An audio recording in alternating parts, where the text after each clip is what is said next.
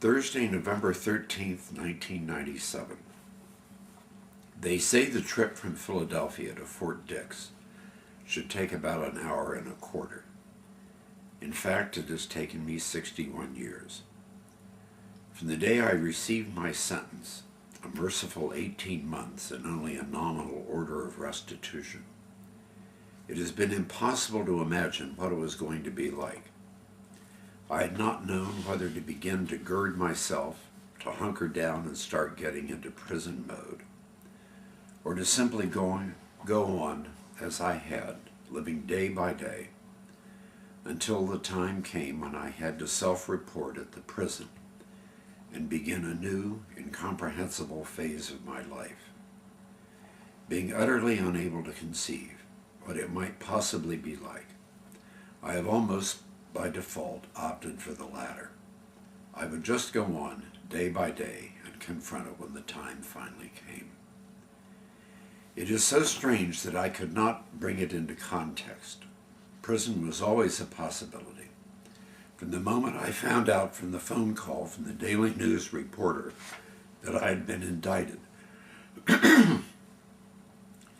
We'd been away for a weekend, and there was a bland if intrusive message tucked among all the others on the answering machine wondering if you have anything to say about that.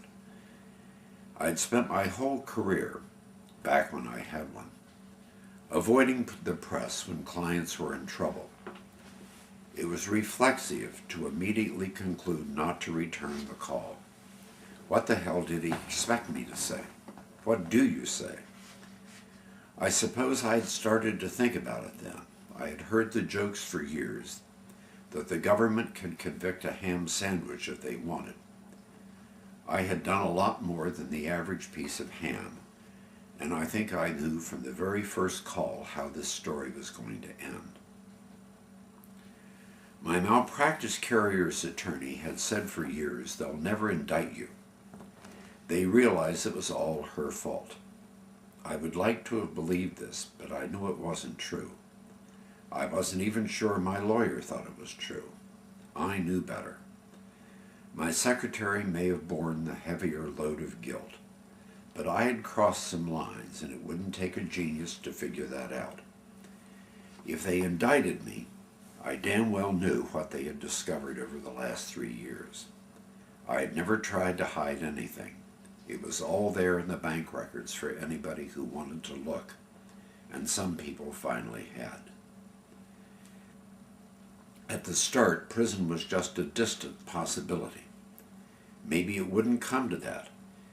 It is one thing to be indicted, enter a plea, hire a lawyer, wait through months and months of motions and delays and calendar changes, and contemplate a distant trial sometime down the road. And quite another to finally face up to facts, plead guilty, and know that prison is just a matter of time. A few weeks, a month at most, until it's the day to report. How can one rationally place oneself in prison, in a cell, before it actually happens? It was so totally at odds with what I had always thought of myself. It takes on so much freight to think that the words convict, felon, ex-con mean out in the world.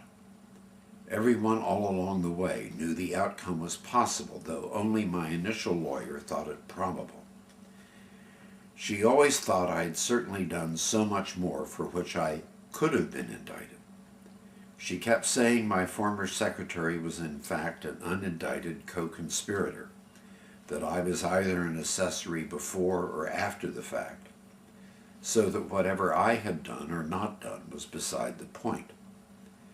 I was guilty of all of the hundreds of thousands that Chantal had embezzled, so whatever I was immediately charged with was beside the point. I kept thinking it was so odd that thanks to the horrendous overcrowding in the Pennsylvania prison system, that Chantal facing state charges. I kept thinking it was so odd that thanks to the horrendous overcrowding in the Pennsylvania state prisons, Chantal, facing state charges, was never going to do a day in jail, that she had spent a grand total of 2 hours in custody at the time of her arrest, when she had had the gall or the presence to ask for a Bible so she could read it while she was booked. 2 hours total, and here I was facing 18 months. 13 months inside and 5 months of good time that I would end up spending on supervised release in a halfway house up on Broad Street, preparing for re-entry into polite society in a world I had deserted for decades, floating off in a sea of alcohol. Barbara and I had never actually decided how we would work out the day I was to report. I kept driving the limousine right up to the day before. I said, and I half believed, it was to maximize the money I would be leaving with Barbara. It was also to distract from the horror that was mechanically looming with the certainty of the turning of the gears of the clock. Barbara had appointments booked during the day, and at my noon AA meeting, my sponsor offered to drive me over in the afternoon. I said a muddled goodbye to Barbara when I left for the meeting, making sure I wasn't carrying any money or keys or anything other than my glasses, my driver's license, and a Xerox copy of the order of sentence. We didn't even really say goodbye. There was no way to say goodbye at a time like that. All you can do is just turn around and leave, and hope someday, somehow you'll come back. That there'll be something to come back to. Who knows? No one knows or could know. After the noon AA meeting, my sponsor and his wife and I ate at my least favorite restaurant in Narberth, a kind of seedy health food store with nothing on the menu that I find at all appealing. But then it had to be better than what I had heard about prison food.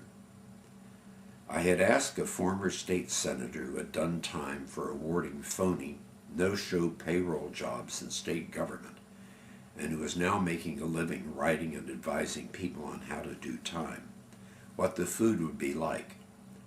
It ain't good, my friend. It ain't good, but it won't kill you. Maybe it was just as well we were eating tofu and damp whole wheat bread sandwiches for my last outside meal. Prison food might actually be better than this. It was hard to converse during lunch.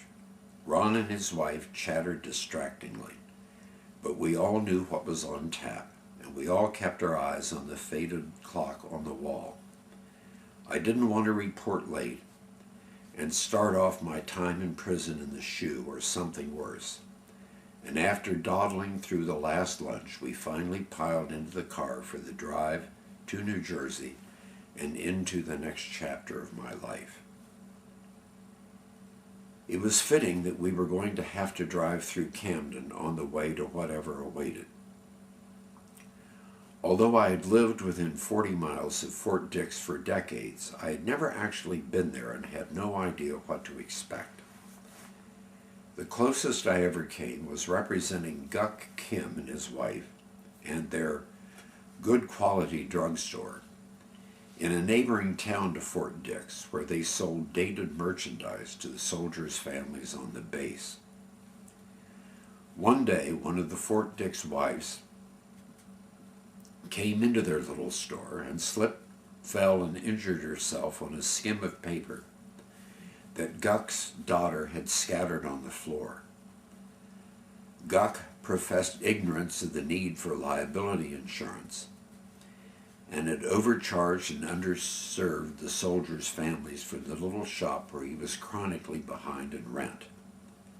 He paid an initial retainer, but at one of the court hearings in the seemingly endless litigation, he suddenly announced that he had decided to pay me the balance of the fee, only if he won the case. Only if he and his wife were found innocent of the negligence they had clearly committed.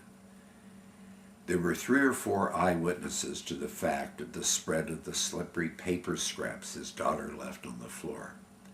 But as Guck put it, If you win, you do your job right and you get paid. If you lose, you no do your job right and you not get paid. How like clients, how like the law this case was. Endless delays, partial hearings, incomplete depositions, evasions, lies, distortions, dissatisfied clients, annoyed judges, and bored clerks. The arbitrators had initially recommended $65,000, and I had gotten it down to $18,000, but Guck was convinced he owed nothing. I wasn't going to get paid another nickel unless I got him off scot-free when he was clearly liable for everything. When the judge heard his understanding of when fees were and were not due, he let me out of the case with the gracious consent of a sympathetic opponent. I could not help but think as we drove over the bridge into New Jersey, to drive past Guck's store, how little I was going to miss this part of my life. The constant, endless dissembling, the fabrication of claims and defenses nobody believed or thought true, the endless expense of time and money as weapons themselves, the constant twisting of facts and issues. My mind turned back to my marriage. What would come of Barbara and me? I had not been able to escape the thought from even before my collapse, when I first began to see dim, shrouded lights outside the haze of my addiction, that something god-awful had to come out of all of this. How had she stayed with me? Why was she still here? I could not imagine life without her. She was life itself to me. A glorious mix of an almost unique beauty, a deep spiritual core that few people knew she possessed. Fallible, fragile, irrational at times, but strong and so knowing, so wonderful, so caring and so dear.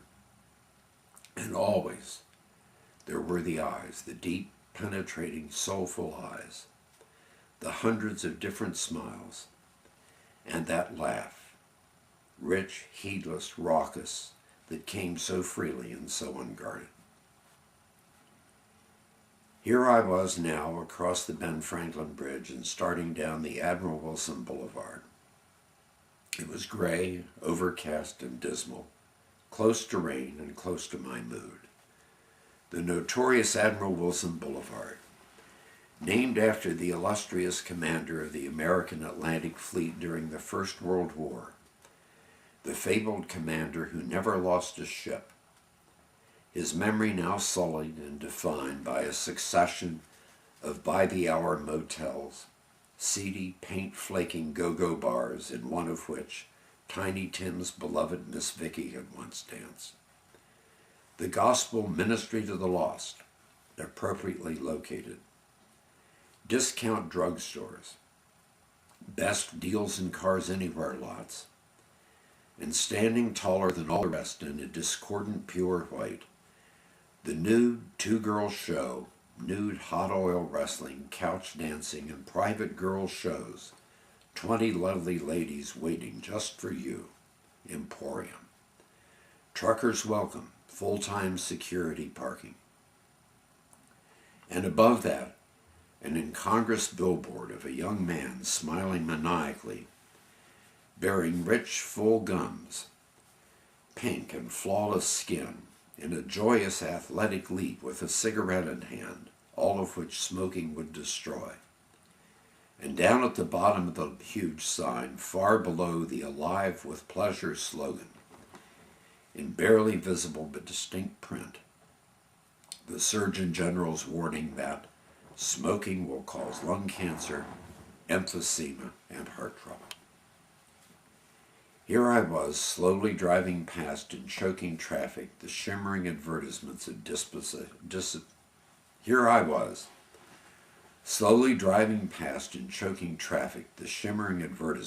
dissipation, to serve out 13 months of the last and worst fruits of my own addiction. Soon we had passed all of this and were in a monotonous run of endless small southern New Jersey strip malls, diners, Motels with vibrating beds and private VCRs in each room, topless bars and empty stores, past the largest closed landfill in southern New Jersey, towering silently and sordidly over Mount Holly, just to the west of the courthouse where I had been relieved of Guk Kim's fantasy that a good lawyer could twist the law into whatever bizarre result might suit his needs.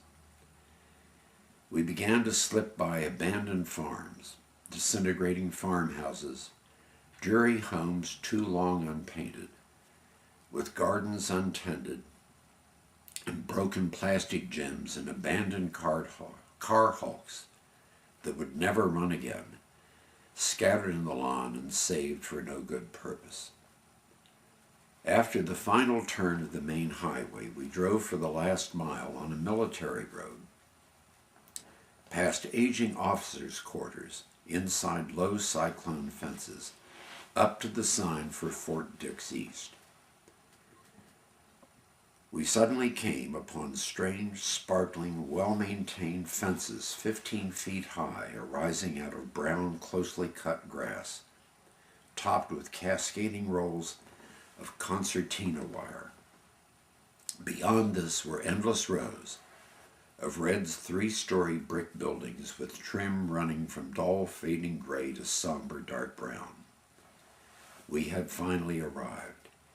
This was FCI Fort Dix, Federal Correction Institution Fort Dix, my new home. At the time, the largest low-security federal prison in the country, carved out of one side of what had once been Army barracks and support buildings. End of section.